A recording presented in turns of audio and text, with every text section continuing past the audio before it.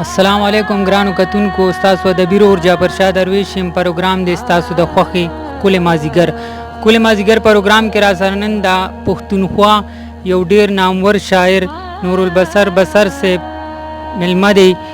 نو راځئ چې نیغ په نیغ ورسره ملو شو. ټولو ناول هوستا چې تاسو ته په دې ښکلي مازدیګر پروګرام کې ستړي مشي او هرکلی وایم.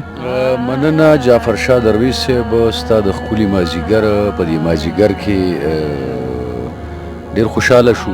ستا دا چینل خو مونږ ګورو، خو ډېر مونږ مصري بانډه کې که نه، دا خو مصري بانډه ده. په مصري بانډه کې پروت دی، نو لږ سایډ ته دی، په پېښور نه لرې دی. نو په دغه وجه باندې چې کوم دی مونږ د جعفر شاه سره نن ملاقات وشو، ډېر خوشحاله شو. ډېره مننه کوم. استاد جي په خپلو خبرو ټایم نه ضایع کوم، تاسو هم په تاده کې یې، نو غواړم چې ملګرو دپاره د نه ښکلي شان نظمونه ریکارډ کړم. جعفر شاه صاحب یو نظم به ووایم. ملګرو ډېر نظمونه اورېدلي، تا ته به زه یو نوی نظم ووایم،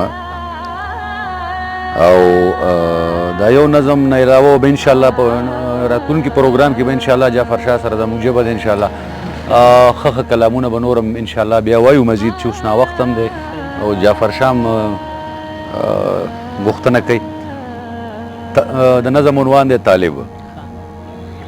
ما نن کیسه د یو طالب اورېده، هغه چې لوی لوی ویښته ساتلي، هغه چې ګرځي بډ وهلې پیل شي، د ټوپک سر ته د لونګو ځونډي، د ټوپک سر ته د لونګو ځونډي، په کمربند کې 15 شپږ جاجره، د کبره کوک پټکې په سر تو کړي. هغه د جنگ په مینه مشه زلمی، نن کیسه د خپل جنون کوله، ویلې چې نن مو په کونړ کې جنگ شو، مونږ د غره د سر نن ښه وکړه. کوز د فوجیانو سربازان ولاړو، په مونږ یې کوز طرف نه ډزې کولې، یو څو دستي بمونه هم وچاوده. مونږ پې د پاس نه څو راکټو ویشته، د زنانو ماشومانو زوږو جنګ دومره تود شو چې تپوس مه کوه. د خپل پردي پکې هیڅ فرق نه کېده. زما نظر ته یو سرتیری راغلو، زه یې څه ډېر وارخطا کړی وم،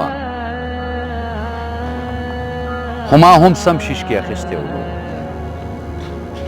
ما پې څو ډزې وار په وار وکړلې، زلمی رسا په سینو لګېدو، زه په تلوار پسې ورپاسېدم، چې کله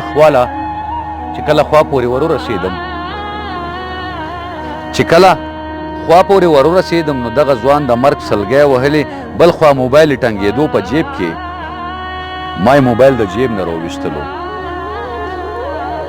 اورمه څه چې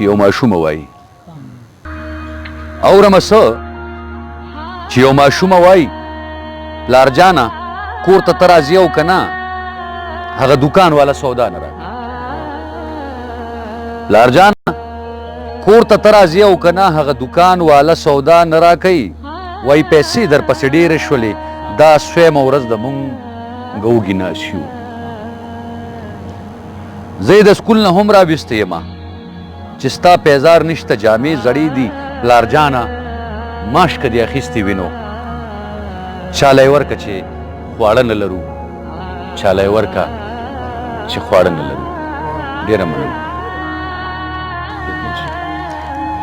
استاد جي تاسو په دې دومره تنګ لنډ وخت کې مونږ ته ټایم راکو، ډېره مننه ستاسو. عزتمن شي، ډېره مننه جعفر شاه صاحب.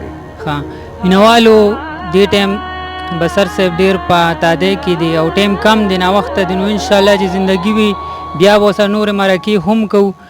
او په دې سره زه جعفر شاه درویش سره د خپلو ملګرو ستاسو نه اجازت غواړم. ښاد او آباد بریالي اوسئ، د الله په امان.